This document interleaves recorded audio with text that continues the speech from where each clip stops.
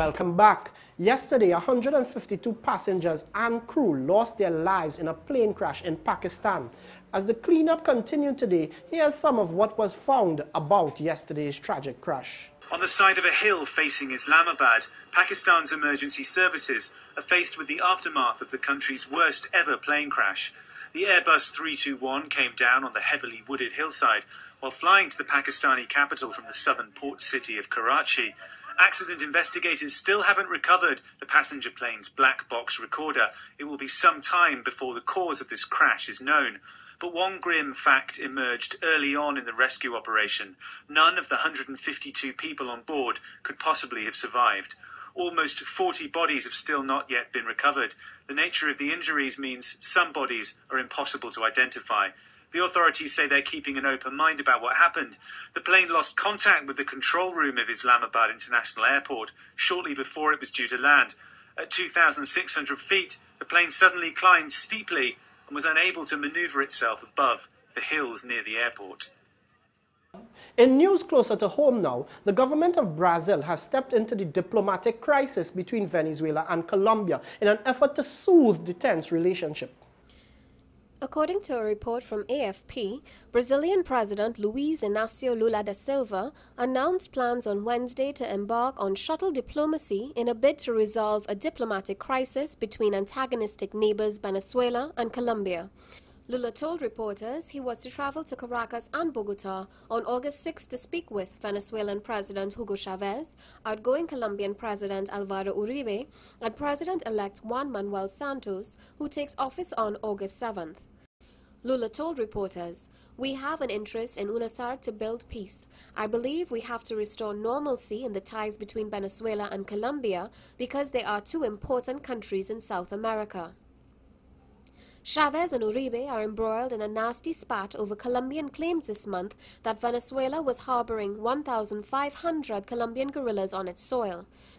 Chavez last week cut diplomatic relations with Colombia, denying the accusation and accusing Bogotá of plotting to attack his country with U.S. help.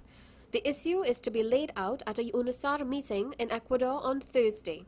Chavez and other Venezuelan officials have held out the possibility of restoring ties with Colombia if Santos proves more conciliatory than Uribe. On Tuesday, July 27th, Venezuela Foreign Minister Nicolás Maduro stated, "If the new Colombian government fully rectifies its position and adopts a posture of absolute respect for Venezuela's government and our country, we are sure we can rebuild a new path." He said this as he conducted a South American tour to drum up support for Venezuela pending the resolution of this controversy. This has been Kimberly Martins for WE News. Well, we'll keep you posted on the outcome of Brazil's intervention. Further north now, we're dealing with illegal immigrants, and it would seem that two states deal with them very differently in the U.S. Jomo Williams takes a look at that. Before North America was North America, it was inhabited. Before the English came over, it was inhabited. Native tribes such as the Navajo, the Apache, and the Cheyenne roamed the country, living free, living off the land. When the English colonized it, these people, the rightful owners of the land, were killed and forced to live in settlements. Now, the same so-called Americans are trying to keep everyone else out and putting out people who they say are illegally there. Sounding like something out of an old World War II movie, the state of Arizona is seeking to pass legislation to make it illegal for anyone to walk around without immigration papers, also allowing police to arrest without a warrant people whom they have probable cause to believe have committed a crime for which they could be deported. Provisions are also being made in the legislation for anyone caught transporting and harboring illegal immigrants or picking up day laborers off the street to be charged.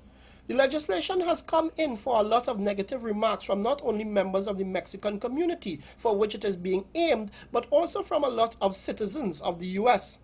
In liberal Santa Fe, which this year celebrates the 400th anniversary of its founding as capital of the Spanish colony of New Mexico, people are quick to condemn Arizona's new legislation, the most controversial parts of which are now the subject of a court injunction. Critics have condemned the proposals as unconstitutional and opening the door to racial profiling. Santa Fe is one of dozens of so-called sanctuary cities across the country which do not report illegal immigrants to the federal government and allow them to benefit from city services. Santa Fe even prevents immigration officials from entering its county jail, claiming the federal authorities racially profile inmates. Immigrant support groups report a steep rise in deportations in New Mexico, part of a wider crackdown by the Obama administration. Across the country, the Immigration and Customs Enforcement Agency, commonly and sometimes chillingly referred to as ICE, is expected to deport as many as 400,000 people this year, a rise of 25% since 2007. This leaves a lot of Hispanics with a bitter taste in their mouth, as a lot of them voted for President Obama, believing in his promises for immigration reform.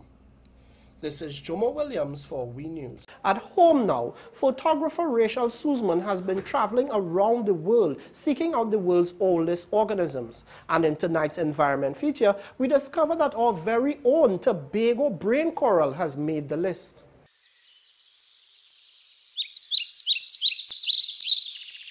This Loretta plant in the Atacama Desert in Chile, estimated to be around 3,000 years old.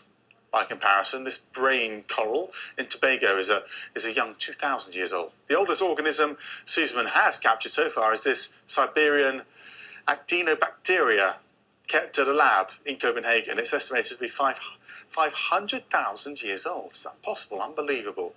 This colony of quaking aspen trees in the US state of Utah caught her eye and a camera lens. There's 80,000 years of age there. Compared to that, this spruce in Sweden is practically still a sapling at only 9,500 years old. And this bristlecone pine is even younger, 5,000 years old. Simple young'un. But this Japanese cedar is keeping its exact age a secret, locked in time. It's somewhere between 2,000 and 7,000 years old, and it's the first organism Susan photographs as part of the project. You can see all the photos and read more about the project at www.rachelsussman.com.